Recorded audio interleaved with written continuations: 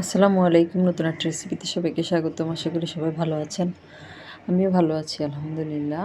ট্যাংরা মাছ দিয়ে অনেক মজার একটা রেসিপি তৈরি করে দেখাবো। 1 প্লেট ভাত খুব সহজেই খেয়ে নিতে পারবেন এই রেসিপিটা দিয়ে। এখানে আমি প্রায় 6-7 পিস ট্যাংরা মাছ কেটে ধুয়ে পরিষ্কার করে নিয়েছি। আর আমার এই মাছগুলোর পেটের মধ্যে কিন্তু ডিম আছে, এই জন্য এই মাছটা খেতে আরও বেশি ভালো লেগেছে। আর প্রথমে মাছের মধ্যে আমি হাফ চা চামচের মতো হলুদের গুঁড়া দিয়ে দিলাম। এরপরে দিয়ে দেব স্বাদ অনুযায়ী লবণ। এরপরে দিয়ে দিব 1 চা চামচের মতো মরিচের গুঁড়ো। এবার হাত দিয়ে খুব ভালো মতো লবণ, হলুদ এবং মরিচ মাছের সাথে মেখে নেব।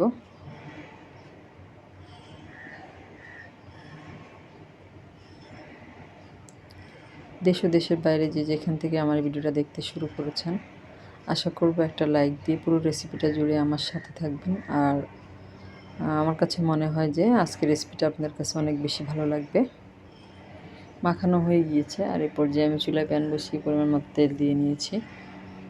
পরিমাণ মতো তেল দিয়ে দিব। আর এই পর্যায়ে তেলটা কম গরম থাকা অবস্থায় আমি মাছগুলো দিয়ে দিচ্ছি।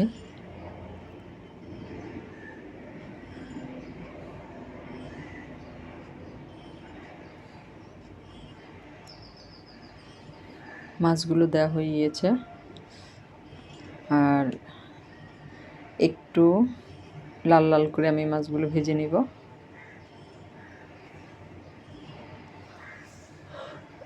আর ভালো মতো ভাজা হলে কিন্তু মাছটা খেতে অনেক বেশি ভালো লাগবে।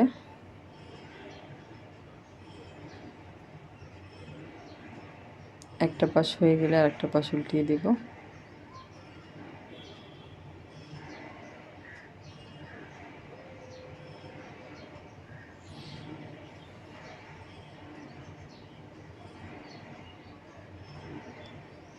এভাবে আমি পুরো মাছগুলো উল্টে পাল্টে একটু লাল লাল করে ভেজে নেব। আর এখানে আমার লাগবে, এখানে আমি নিয়েছি একটা বাটির মধ্যে একটা মিডিয়াম সাইজের রসুন কোষটা খুলে নিয়েছি, আর 4টা কাঁচামরিচ, 3 চা চামচের মতো সাদা সরিষা। আর কাঁচামরিচটা দেওয়ার কারণ হচ্ছে এতে করে সরিষার যে একটা তেতো ভাব থাকে ওই তেতো ভাবটা লাগবে না। আমি এখানে 4টা কাঁচামরিচ দিয়েছি। আর এটা আমি ব্লেন্ডারে মিহি পেস্ট তৈরি করে নেব। আপনারা চাইলে পাটায় বেটে নিতে পারেন।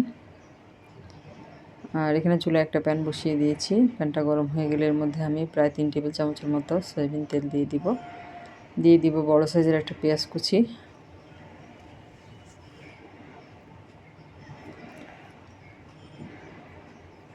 আর পেঁয়াজটা একটু ব্রাউন করে ভেজে নিব।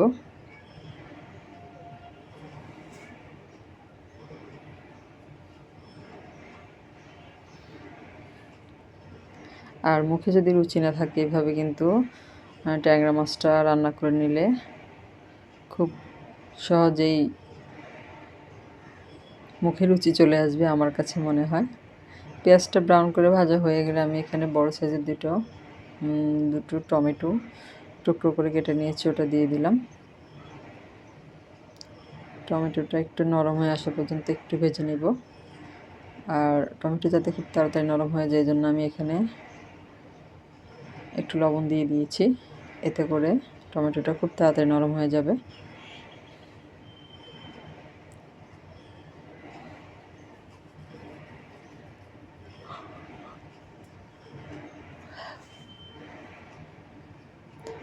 আর যারা আমার চ্যানেলে নতুন আজকে প্রথম ভিডিও দেখছেন, যদি এই রেসিপিটা আপনাদের ভালো লাগে আর আমার চ্যানেলটাকে সাবস্ক্রাইব করা না থাকে, সেক্ষেত্রে আমার চ্যানেলটাকে সাবস্ক্রাইব করে পাশে থাকা বেল বাটনটা অল অপশনে প্রেস করে দেবেন। এতে করে আমি পরবর্তীতে যত ভিডিও দিব তার নোটিফিকেশান সবার আগে আপনাদের কাছে পৌঁছে যাবে।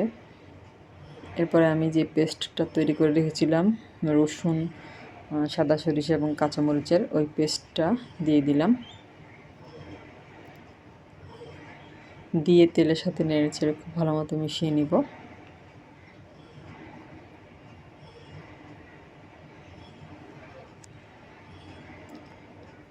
আর এই মশলাটা খুব ভালো মতো কষিয়ে নিতে হবে। আর এখানে আমি দিয়ে দিব হাফ চা চামচ হলুদের গুঁড়ো, আর ঝালের জন্য দিয়ে দিব মরিচের গুঁড়ো। আমি মরিচের গুঁড়ো এখানে 1 চা চামচ দিব, যেহেতু সরিষার মধ্যে কাঁচামরিচ দেওয়া আছে, কাঁচামরিচটা কিন্তু অনেক ঝাল ছিল, এই জন্য মরিচের পরিমাণটা আমি এখানে কম দিয়েছি। আপনারা যদি ঝালের পরিমাণ আরও বেশি খেতে চান সেক্ষেত্রে গুঁড়ো মরিচের পরিমাণটা আর একটু বেশিও দিতে পারেন। খুব ভালো মতো মশলাটা আমি কষিয়ে নেব। আর এখানে দিয়ে দিয়েছি হাফ চা চামচ ধনিয়া ও জিরার গুঁড়া। আমি এই দুইটা একসাথে গুঁড়ো করে নিয়েছিলাম, এটা এই জন্য একসাথেই দিয়ে দিয়েছি।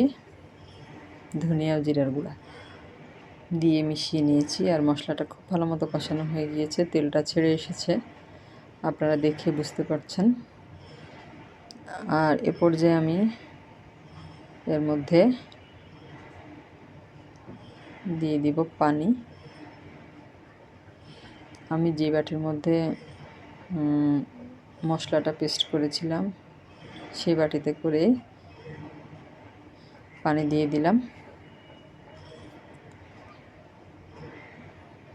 দিয়ে মিশিয়ে নিব।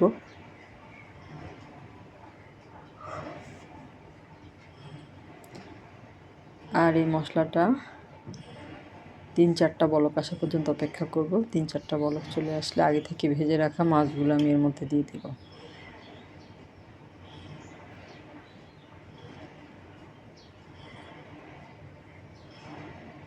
মাছগুলো দিয়ে দিয়েছি, আর একটু নেড়েচেড়ে মিশিয়ে নেব।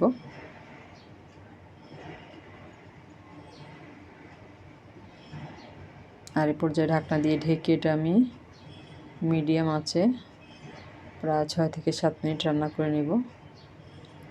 আর এর মধ্যে কিন্তু এটা হয়ে যাবে। 6-7 মিনিট পরে আপনাদেরকে আমি ঢাকনাটা তুলে দেখাচ্ছি যে এটা কেমন হয়েছে। এই যে এরকম হয়েছে, আর এটা কিন্তু হয়ে গিয়েছে। আর ঝোলটা এরকম থাকবে, একেবারে টেনেও যাবে না, আবার একেবারে বেশিও থাকবে না, একটু মাখা মাখা থাকবে।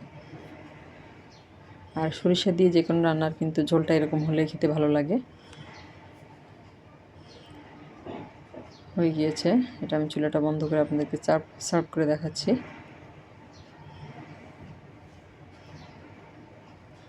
রেসিপিটা কেমন লাগলো অবশ্যই কমেন্ট করে জানাবেন। এই রেসিপিতে অবশ্যই বাসায় করে ট্রাই করে দেখবেন। এই যে সার্ভ করে আপনাদেরকে দেখালাম, খুবই মজার সরিষা দিয়ে ট্যাংরা মাছের ঝোল রান্না।